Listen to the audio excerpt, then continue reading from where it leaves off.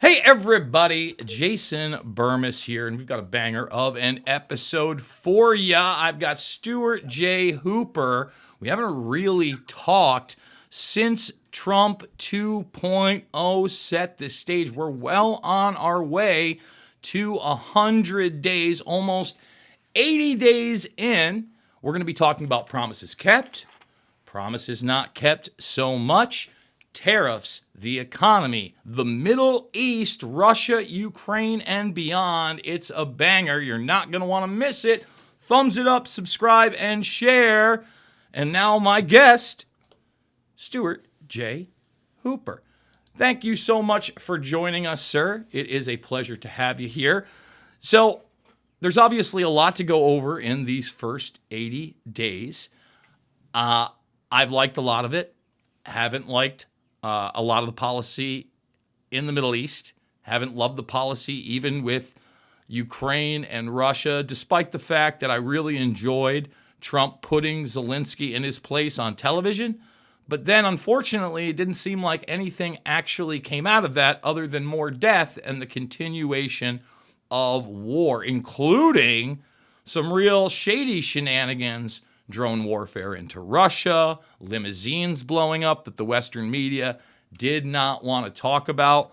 So what I'm going to do here is I'm going to give my overall grade, my real grade for Trump, and it's around at 80%, a B minus. You know, I mean, maybe that's a B.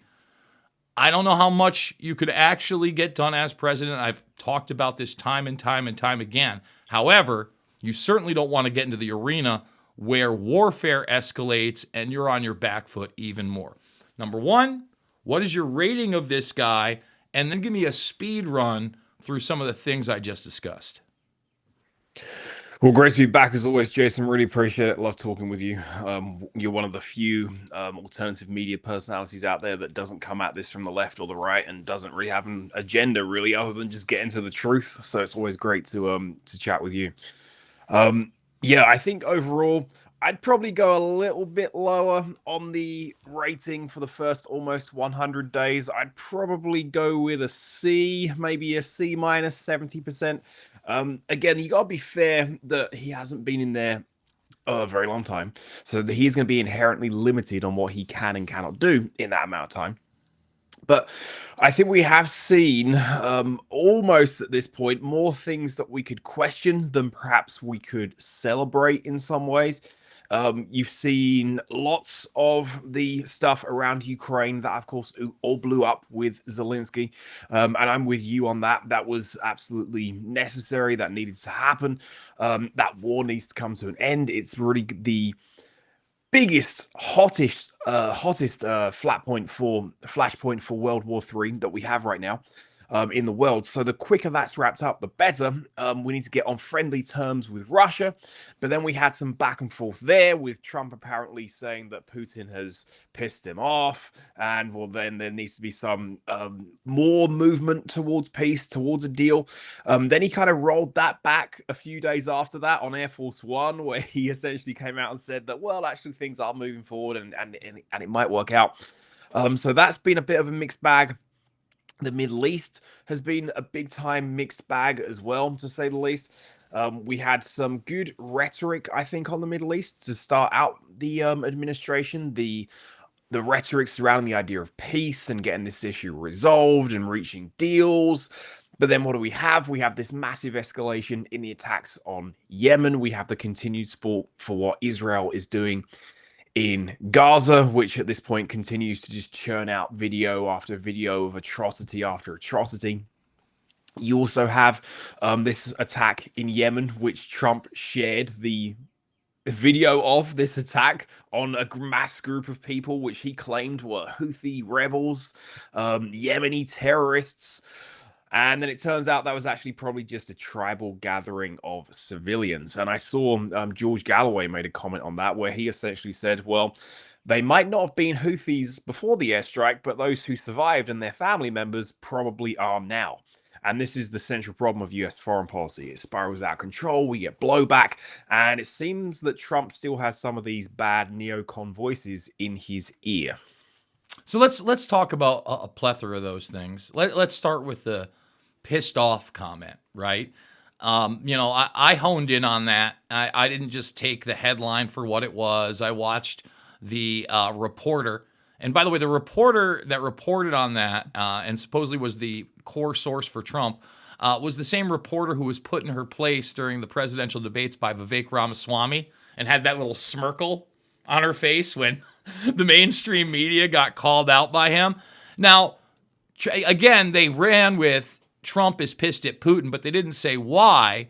And he said that it pissed him off that that Putin was continually challenging the legitimacy of Zelensky's presidency, and basically that, hey, he's the guy that you're going to have to deal with, and we're not going to get into any negotiations, saying he's not. Although Putin had nothing but correct points that this guy was establishment driven and has since suspended elections in that country. So I think it was a fair point to make. I think that's where, unfortunately, some of Trump's pigheadedness gets in the way. You talked about Gaza and the atrocities there.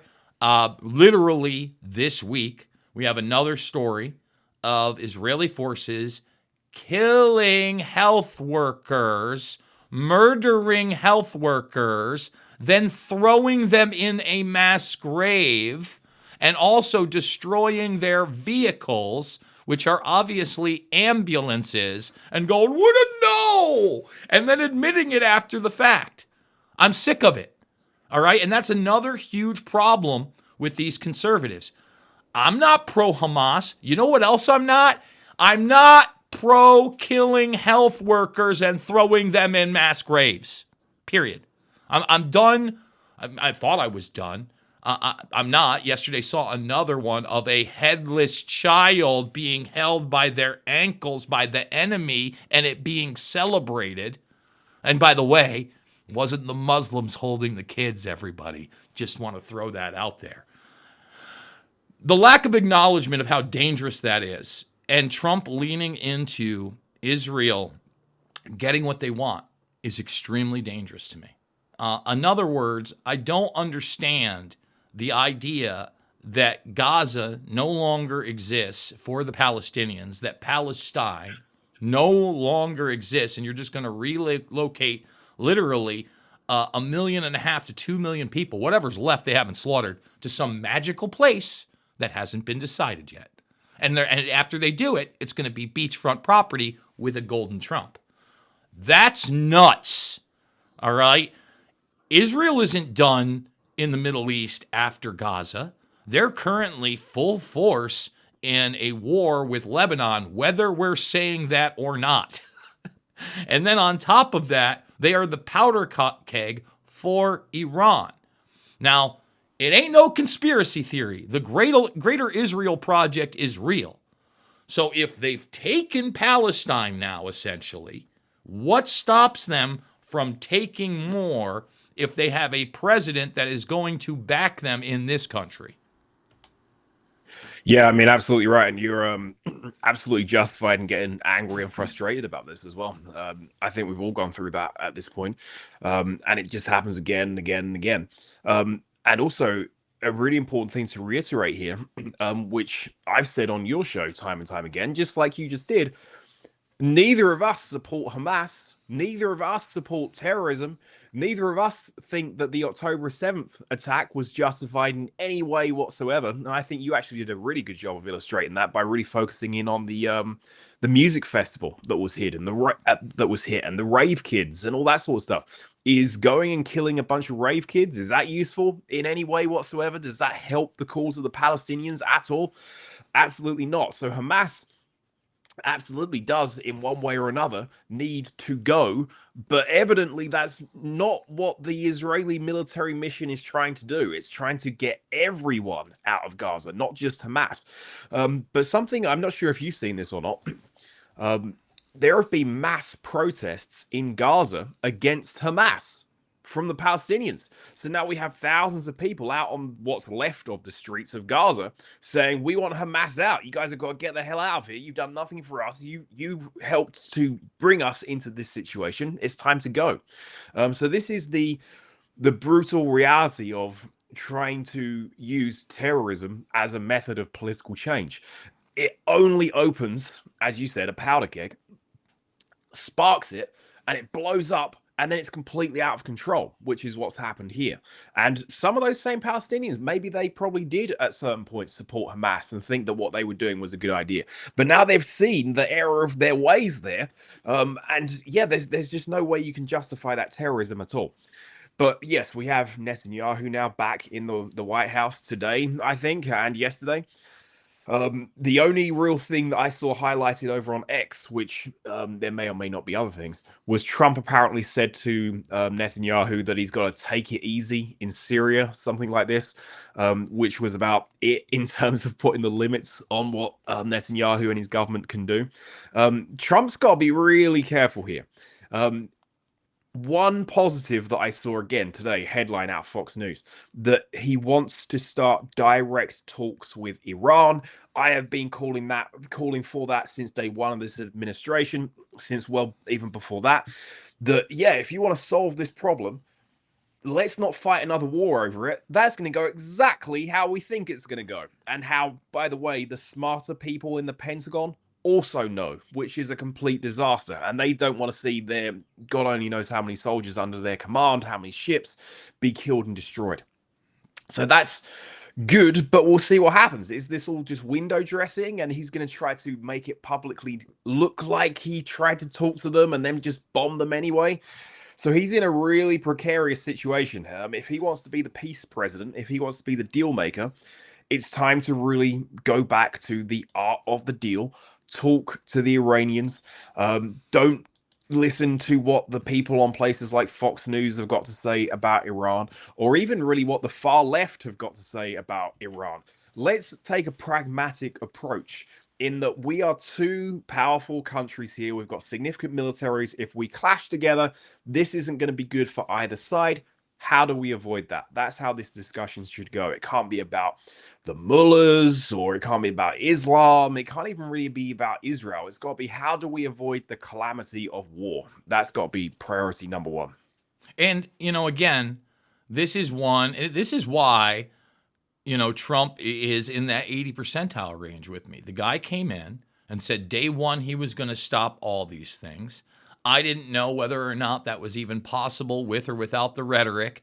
That he had actually reached out to some of the people, not only in the Middle East, but in the Russia-Ukraine conflict before being sworn in. And I had high hopes.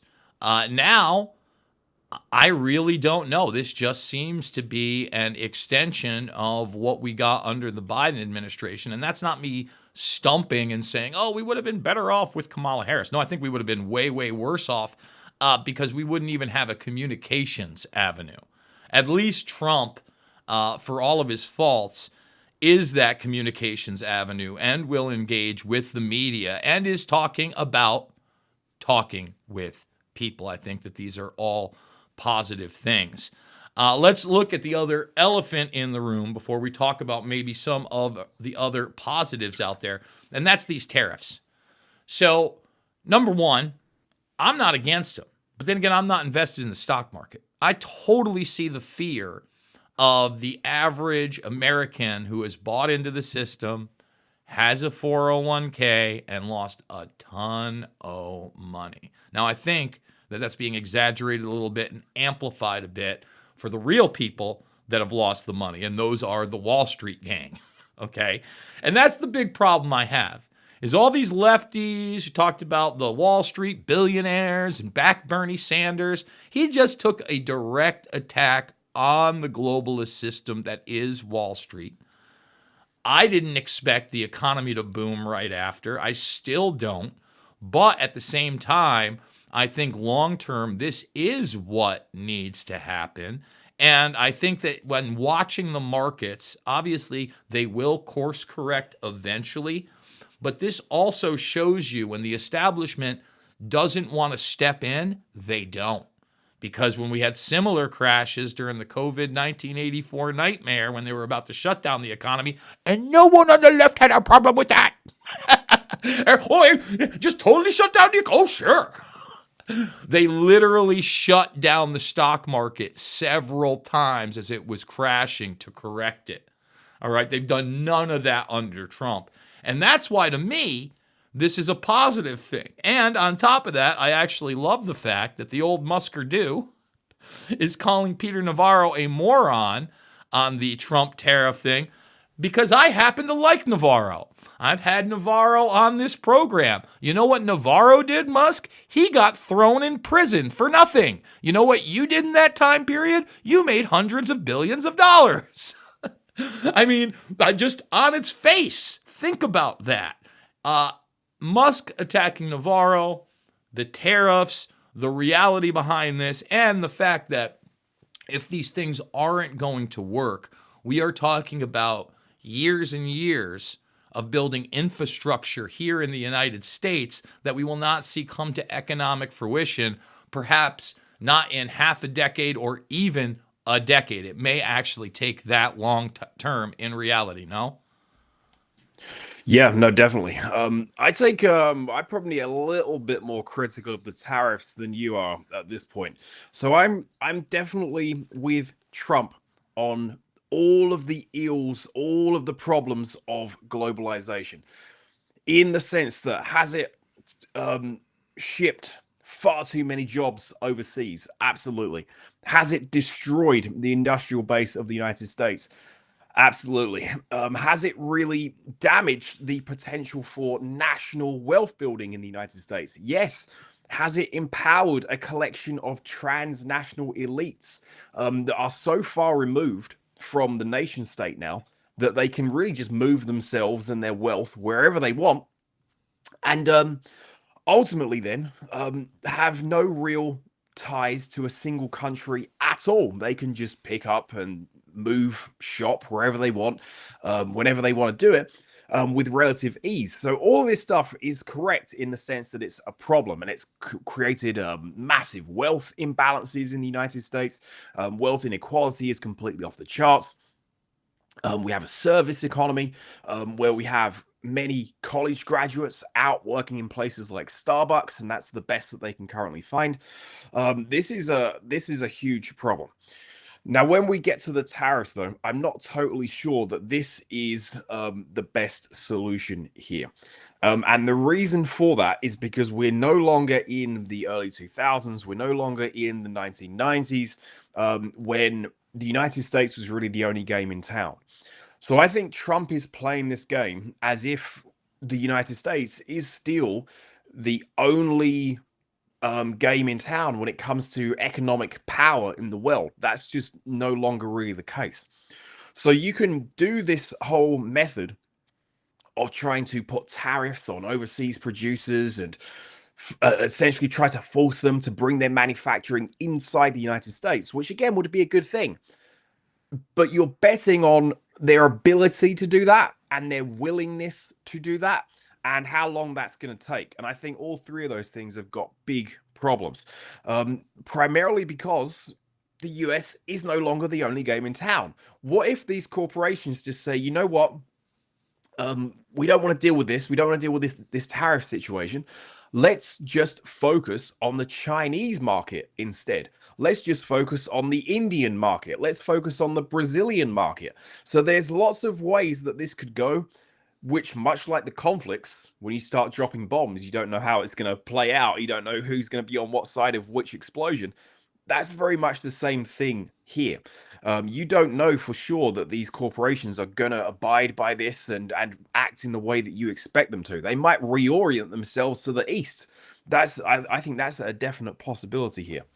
So, what you're telling me is you expect a lot of these countries not to rebuild in the United States, but simply stop exporting to the United States as their main economics, and instead focus on, like you said, Brazil and South America, other second and third world nations with emerging economies.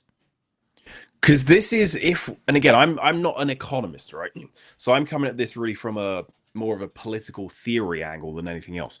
So when you look at corporations, what they can tend to do is they will avoid things like tariffs as much as humanly possible, and they will do anything to avoid tariffs and taxes of any kind. So for Trump to be doing this, you're almost calling the bluff of the corporations. So do you really want to try to dodge this? Well, what if they say yes? Now, of course, giving up the American market is not going to be an easy thing for a lot of these corporations to do.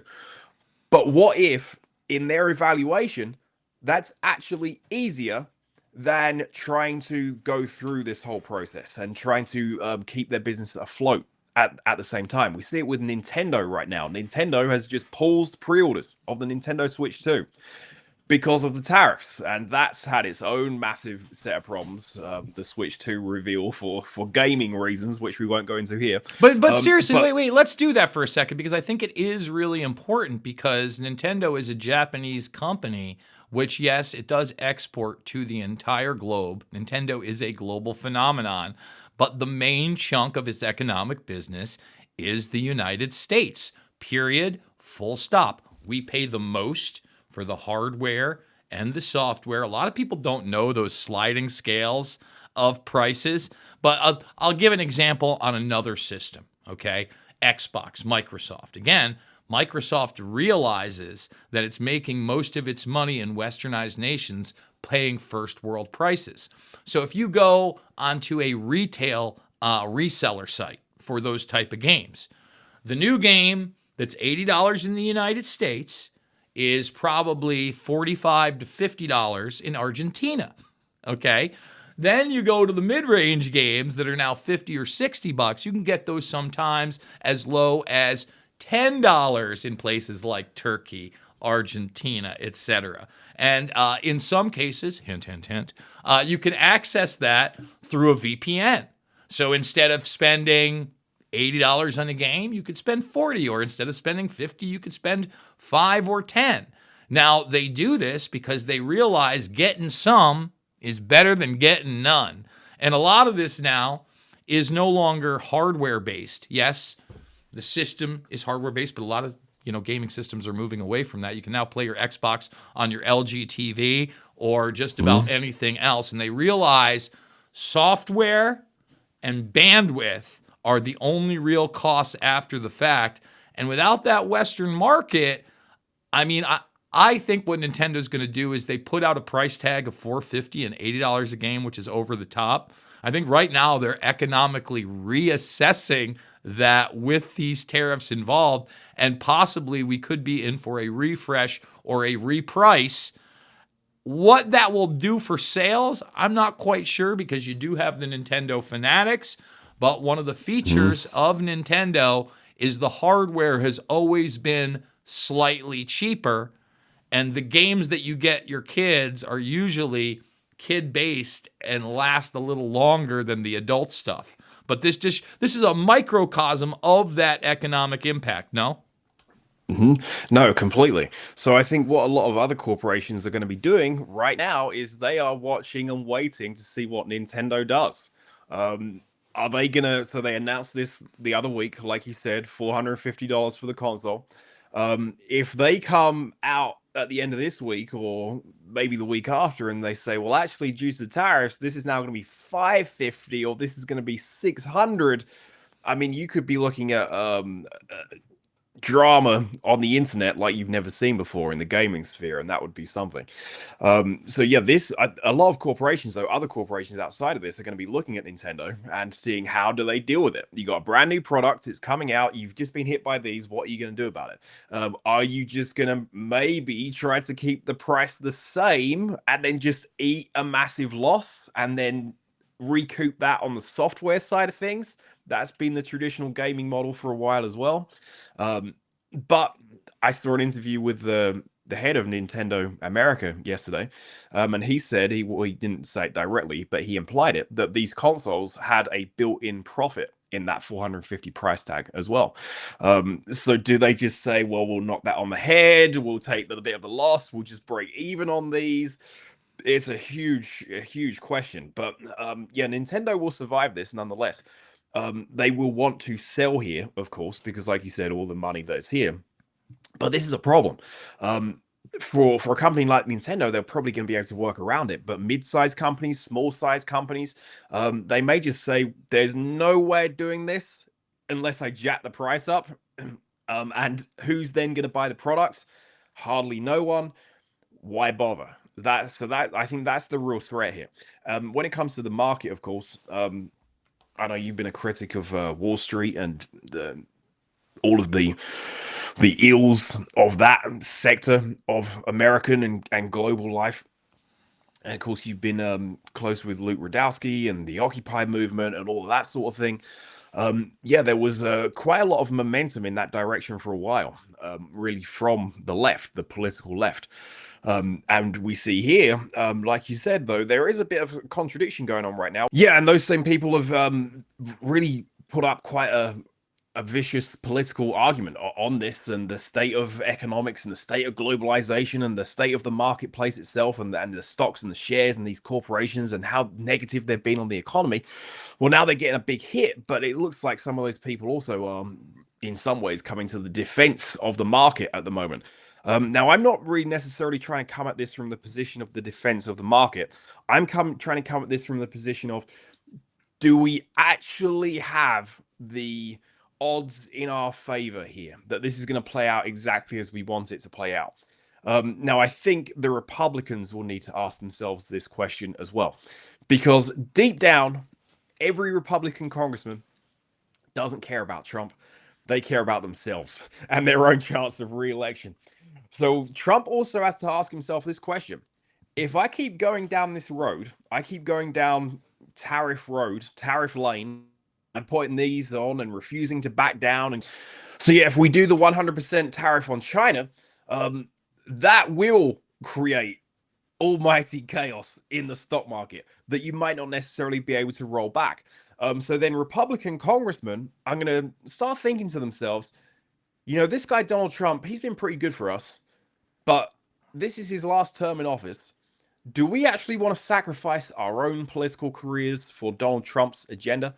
That's going to be the next question that they're going to be asking themselves. And I think a lot of them, if this keeps going in a negative direction and they start hearing from their constituents that my 401k has been destroyed, I can't retire now, so on and so forth, which also, by the way, is the constituency, elderly people, that vote the most and vote most often and are most politically engaged, they might start to push back on this.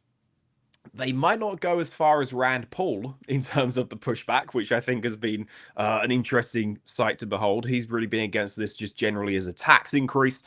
But I think we could see some political pushback from the Republicans who might start thinking, am I going to get reelected if Trump keeps going down this road?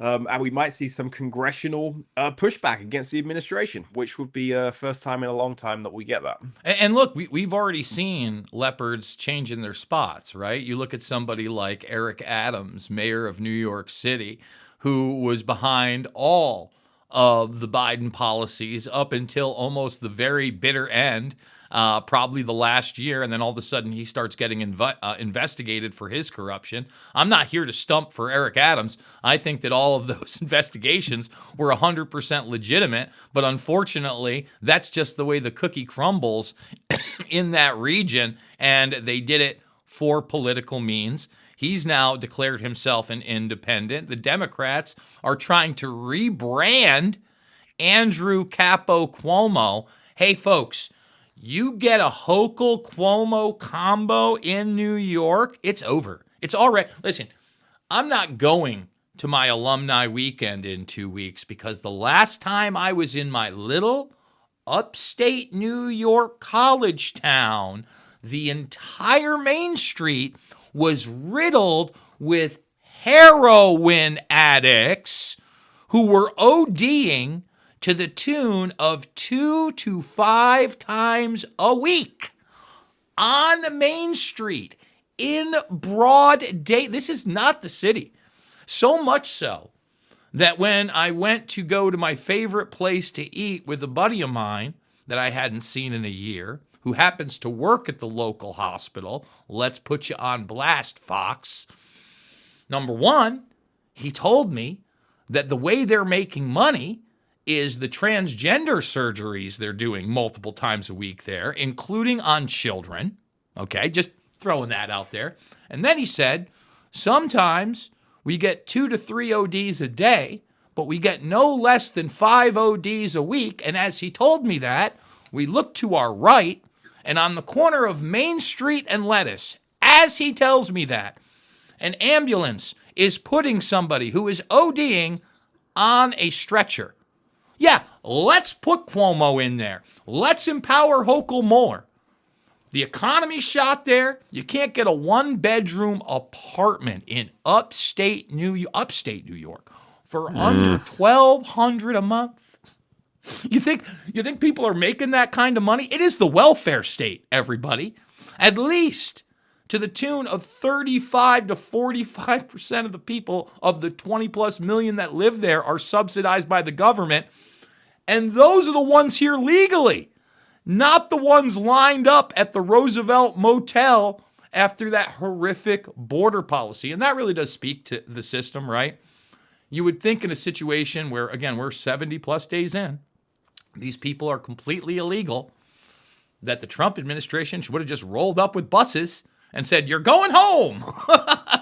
Like that, it can't get any easier than going into New York City and deporting these people. I mean, they're all rounded up in very small areas. It's a manpower issue. But that also speaks to this border policy. It sounds great. The border is much more shut down and secure than it was under the Biden administration.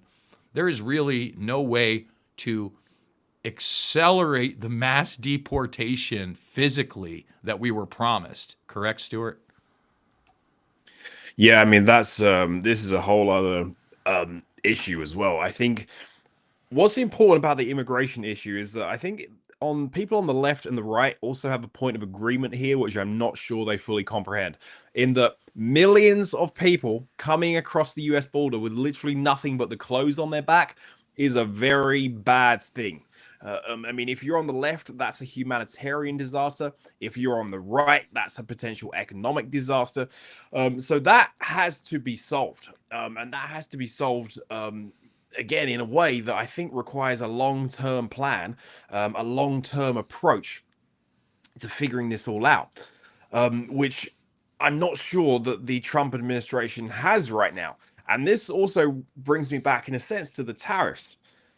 What he's doing with the tariffs and taking this gamble where they may or may not work, it may or may not bring manufacturing back to the United States, jobs, wealth, you name it.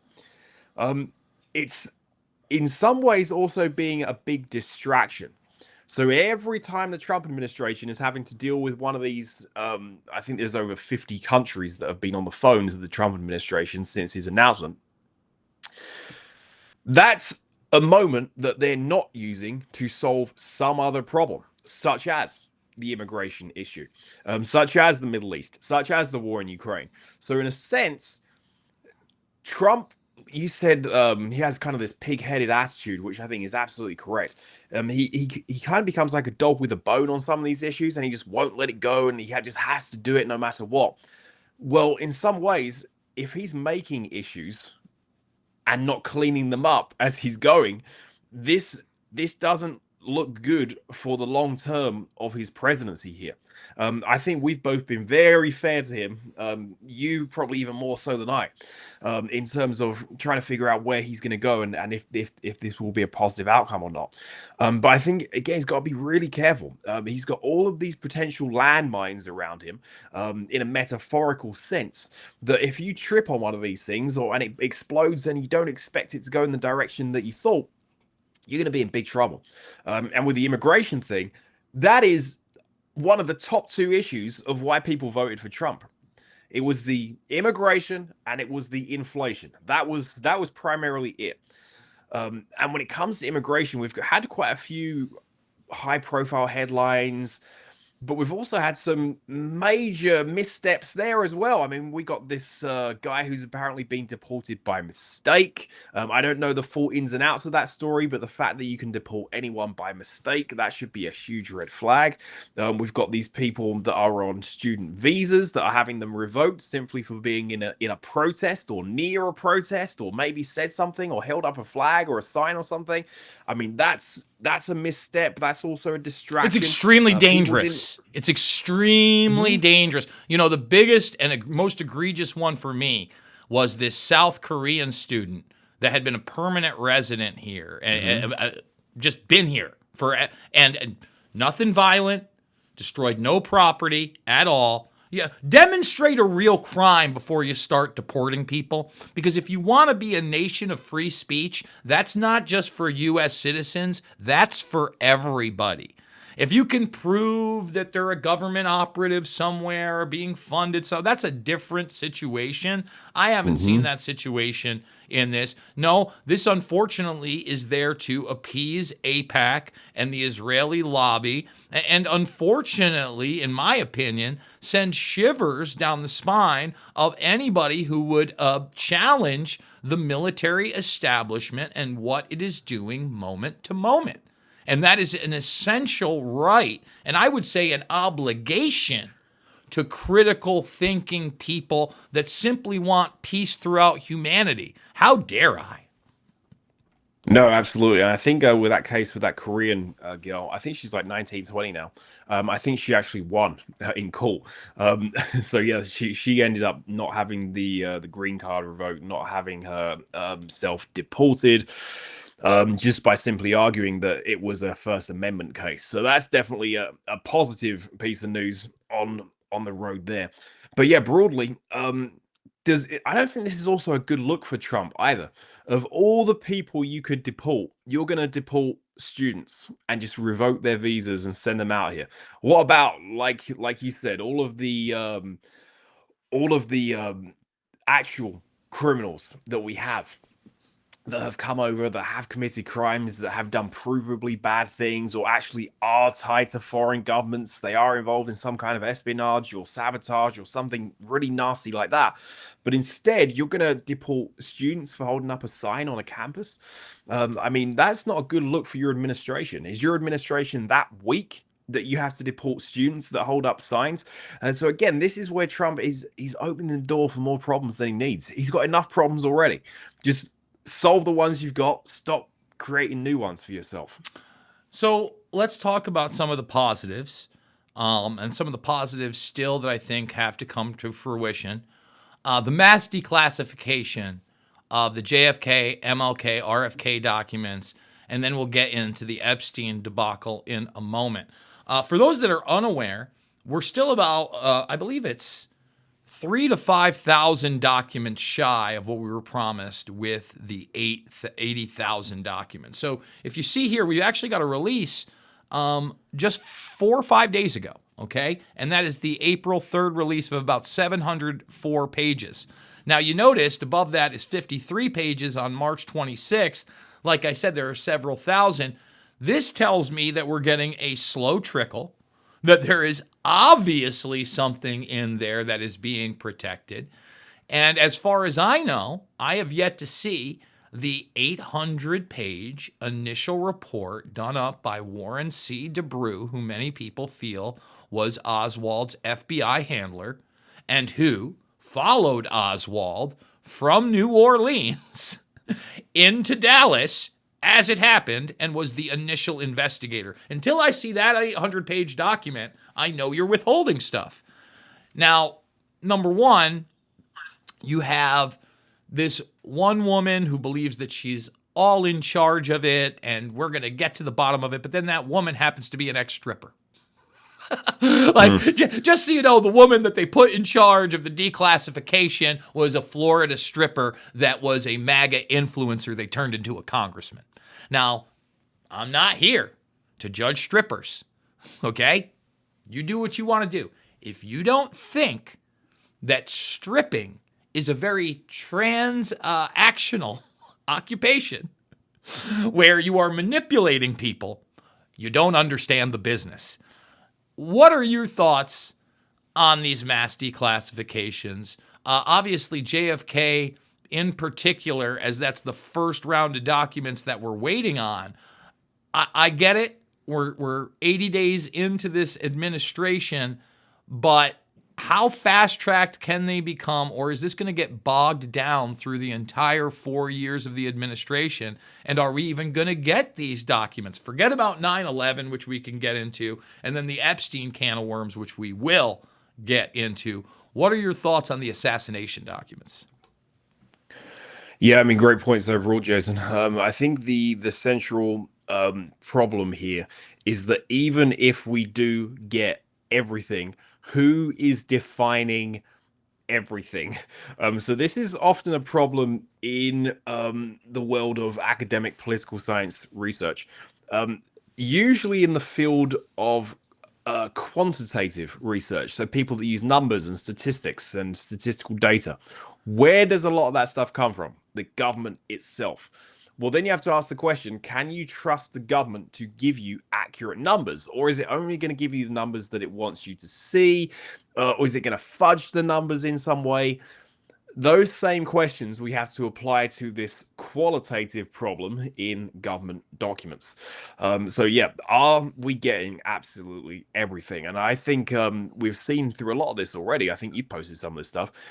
Lots of these things that have been released have also been heavily redacted, still to this day. So the idea that I think even that this is following what you'd expect in a democracy, I think we're almost completely outside of that as well.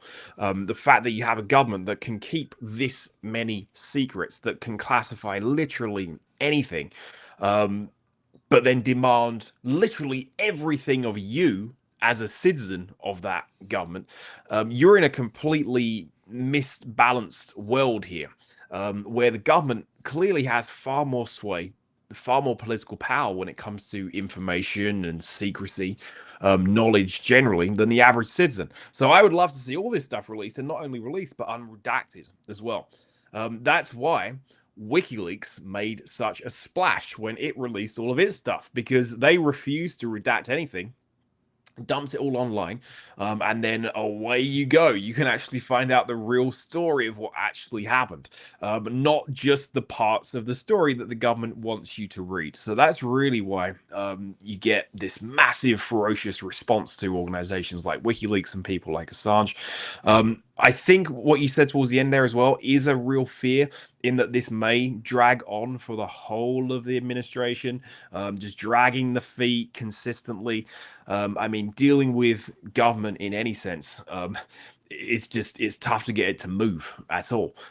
Even at the university level that I deal with, trying to get a university to do anything in any short span of time, I mean, give up. I mean, in the university world, again, public connected to the government, right? I think it's pretty interrelated.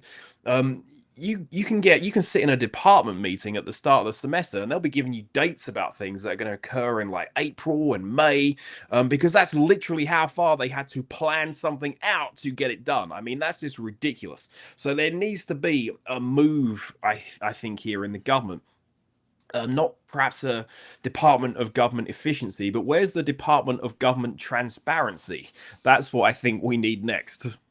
So let's talk Epstein documents.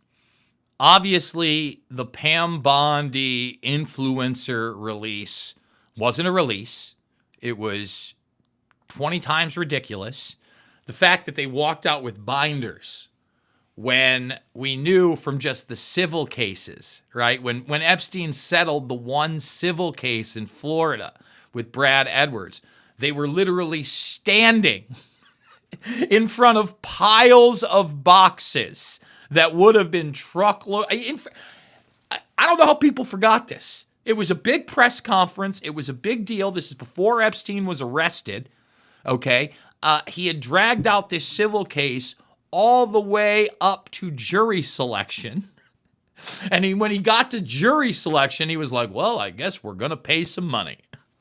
So unless the books had multiple thumb drives on them with all the evidence there, and then all the evidence that we saw in the New York apartment raid of the not binder, but binders of pictures and burned DVDs, that the binding itself was blacked out so you couldn't see how they were labeled. Although if you read their documents, they were labeled with names and people and victims.